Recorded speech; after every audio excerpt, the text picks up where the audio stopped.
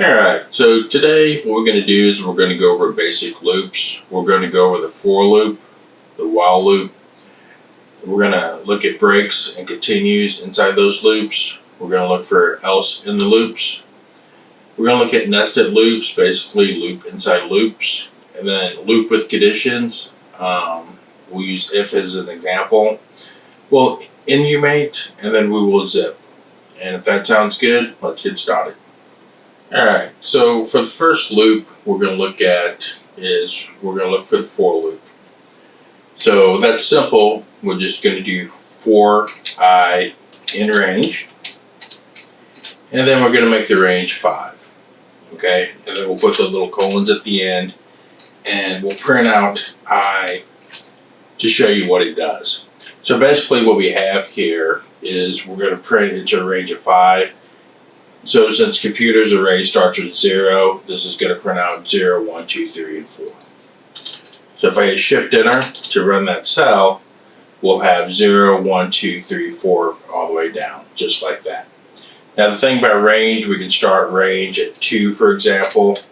So we can do for I in range 2, comma 5, and we can Shift Enter here, and it's going to start with 2, 3, 4. Okay? So ranges are simple as that. So you have a starting point and you have an ending point. And if you don't include a starting point, then what happens is it just assumes your starting point is at 0. And that's pretty much it for the for loop using range. The next thing we're going to do is look at the for loop again, but this time we're going to look at it on using a list. So let's say that we have like weapons, for example, and let's say that we have a dagger, a bow, an axe, and let's say a sword. Okay? So we have a list of dagger, bow, axe, and sword. And we want to sit there and see that. So we can do like something like for weapon equals, for weapon in weapons. If I can spell right today, weapons. Okay.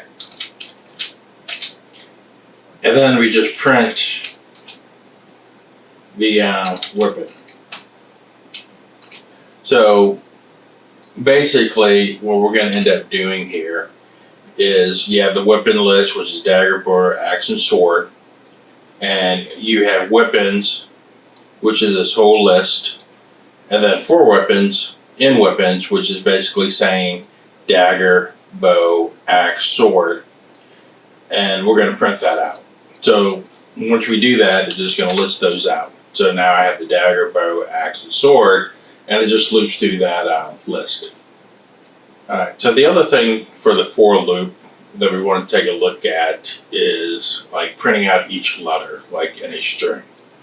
So I could do something like for letter equals for letter in Python, for example. Okay? And then I can just sit there and say print, and want to print the letter out, and that's going to take each letter and print it out. So it'll be P, Y, T, H, O, N, and so forth. So now we do that, and then as you can tell, we have for letter in Python print letter. We have Python all the way spelled out just like that. So the for loop is actually pretty simple. Let me know in the comments how you plan on using the for loop. Alright, so let's take a look at the while loop, and this is kind of a nice little loop, and we could use it kind of to watch items, like do a count on it, for example. So we want to make sure something happens so many times. We can do count equals 0, and then once the count equals 0, we have a starting point. Then we do a while count is greater than 5. Less than 5. And then we can print count is count. So we just have the string count is, and then we have the comma count. So it's going to be like count is 0, 1, 2, 3, 4, and so forth. Okay? And I got to have the indentation in there because I do have a while loop, and I did forget my colon up there. Okay? So now that that's printed, now we have to have a number. Count plus equals 1. So basically, we're going to take the count, and then we're going to add 1 to it every time. So it's going to be, count, like going to be 1, then it'll be 2, then it'll be 3, 4, and so forth. Okay? So let's go ahead and run this. And we see count 0, 1, 2, 3, and 4. And that's pretty much it on the while loop. It's pretty straightforward. So in the future, you can put like conditions on here, just saying, when this happens, do this. This just kind of gives you kind of like that quick and dirty of the while loop. Now, let's say we forgot to add this plus to 1 right here, for example. This is where we have to be careful, with the while loop, because if I forget to add that count, this is just going to run forever. So if I hit Shift Enter to run it, it just keeps running and running and running, and it won't stop until I hit Control C to get it to break. Okay? So you got to be very careful with the while loop. Alright, so the next thing we have is like the break and continue. So if we go up here and we do for I in range to 10, and we do if I equals 5, with colon up there, then we're going to break out of our loop, right? Because we don't want it set there to continue. So I can do print I, and then once we do this, we hit Shift Enter, and you notice it's going to print it 5 times. 1, 2, 3, 4, 5, right? So once that I equals break, remember the first pass is 0, then it comes up 1, 2, 3, and then once we get to 4, it'll change to 5 on the next loop, and then it just breaks out. So that's why you don't see a 5 down here. Okay? So that's pretty much easy on the break. Now, if we can look at the continue, right, we can go down, and I'm just going to paste this in here. And for I in range 10, and then what we're going to end up doing is we're just going to hit continue right here. And basically what continue is going to do is instead of like breaking at that 4th point, it's going to continue back up, okay, and continue that loop. So if I run this, we have 0, 1, 2, 3, 4. And remember, we skip over the 5th one, 6, 7, 8, 9. And the reason we're skipping over that 5th is because if I equals 5, we continue. So we continue back to the top. So when we hit that 4, it goes through, we come up, hit 5, and it says, oh, I equals 5, continue. Well, we continue up to the loop, so it never gets to the print. Then we come down at 6, and then it prints that I, okay? And then it keeps on going. So that's pretty much it for the break and continue. So let me know in the comments on how you plan to use it. Alright, so I'm going to look at the else for the in loops, or, else with for loops, probably better. Let me just kind of change this. Sounds better. With else with for loops. Okay, so basically what we're going to end up doing is like when we have for I in range, and let's just say we have 5, keep it simple, and we print I, and say we have 0, 1, 2, 3, 4. Now what we can do is we can do else, and we can do print, and we can do finish, right? Just to kind of give you a quick example. So now we have 0, 1, 2, 3, 4, and finish. Okay, pretty simple for the else. Now you're like, wait a minute, right? suppose I just do print finish. Gives you the exact same thing. So what's the purpose of this else? Alright, to show you a better example, we might want to do something like, let's go with numbers equals, and let's say we want to look to see if a number's in here. Okay? So we could do something like this. And we could do like for in numbers. And we can do if n equals 5, for example. Then we could say print found. Okay? So we could do something like this. And then we can do else. And then print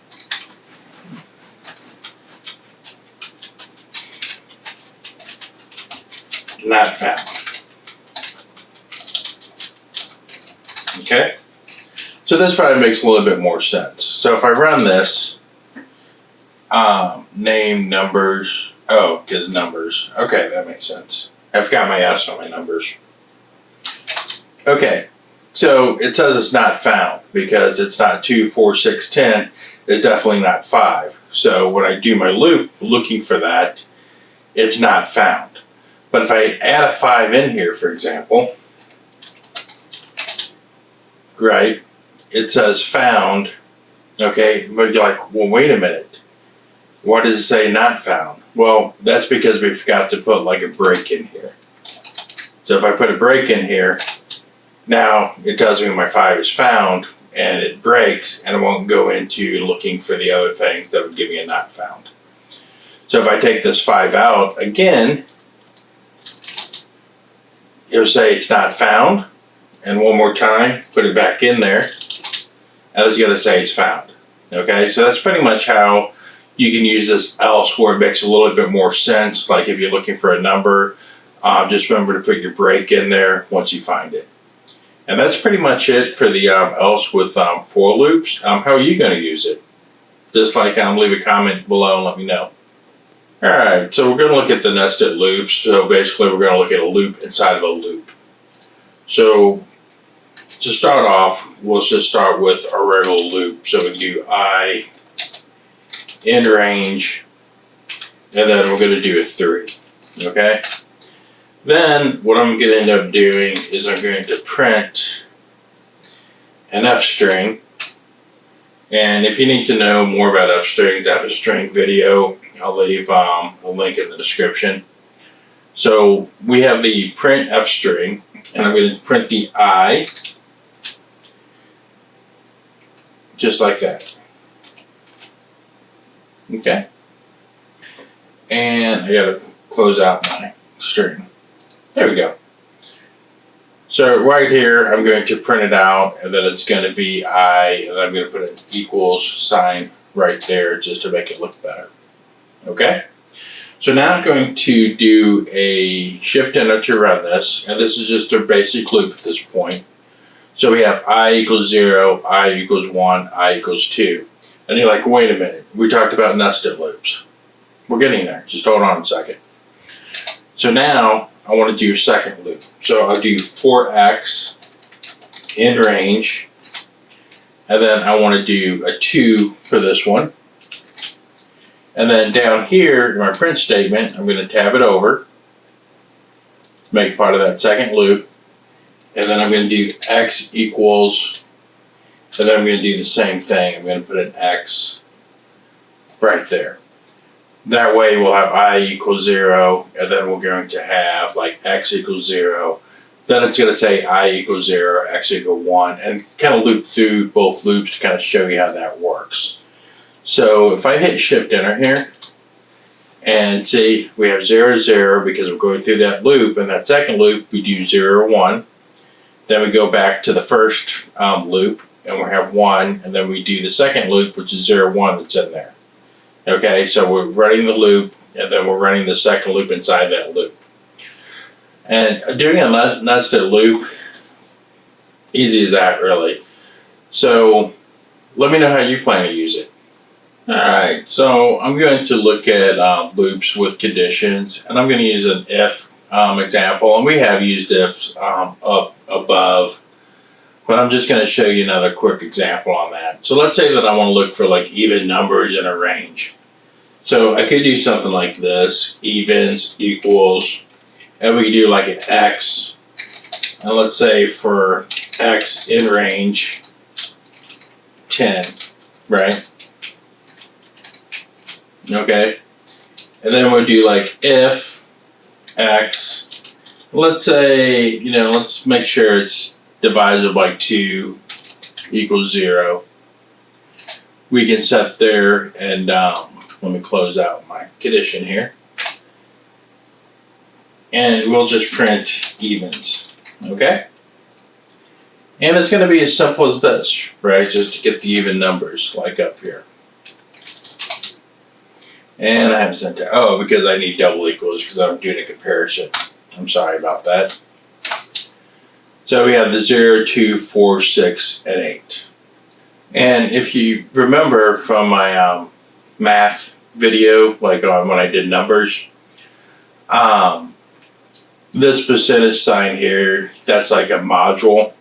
So basically it's saying that like if this number is what the remainder is, if it's 0, basically what it means, right? So basically, when we're going through the range, like 0 is x divided by 0, a even number? Yes, right? 0 divided by 0 is 0.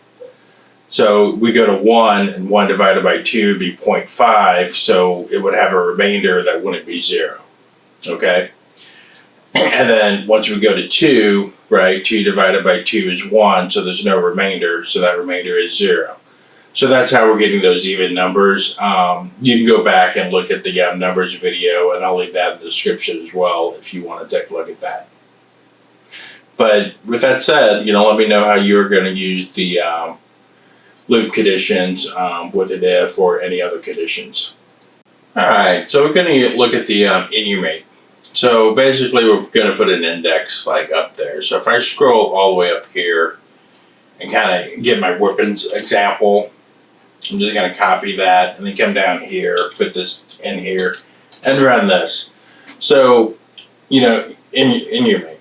I know I'm mispronouncing that. I probably need somebody to put that little alphabet thing down there to help me pronounce that word. But anyway, we have weapons equals like dagger, bow, axe, and sword. And we did this simple loop. But let's say that I wanted to kind of know where these are in the index. How would I do that? Well, as you'd guess, we'll do the enumerate, right? And again, I'm talking about, I know I'm slaughtering that word. So to fix this, right, we'll do like for weapon, and we want to know the index. So we just put an index in front of there. So index weapon and weapons, right? And we're going to print the index, and we're going to print weapon, right? And you're like, whoa, that's done, right? No, because we did not use this word up here. So basically, what we need to do is put enumerate, just like that. Okay, so now this is going to let us read the index, so make it the index and the weapon, just because we're using this keyword right here. Okay, so we run this. Now I have 0, 1, 2, 3.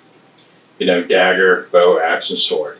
And as simple as that. So, if you guys can kind of spell that out or how to pronounce that better in the comments, let me know. And also let me know how you're going to use this as well. Okay, so let's go with the zip function. Okay, it's basically like a zip loop. How do I want to explain this? Okay, so let's say that we have some, let's say classes equals, and let's say we have a, say a knight,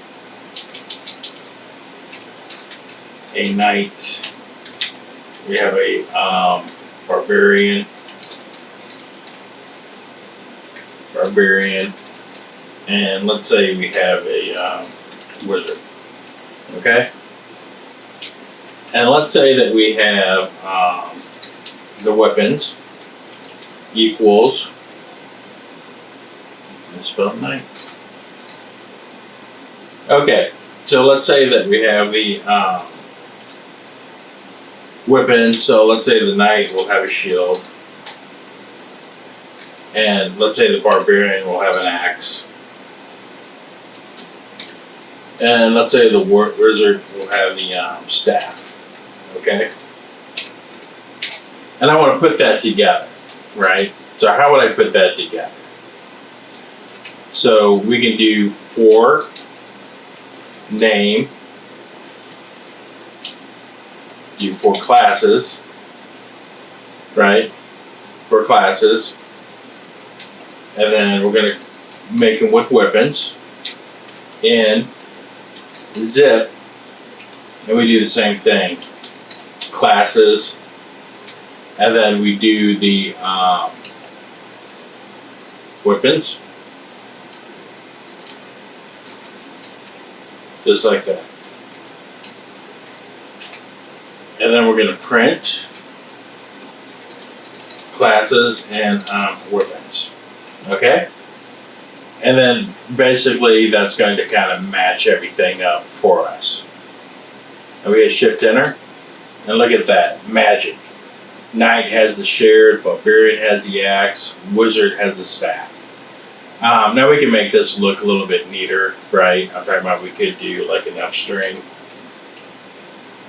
right? And we could do, you know, something like this, classes, and then do a little colon, and then do the weapons like this.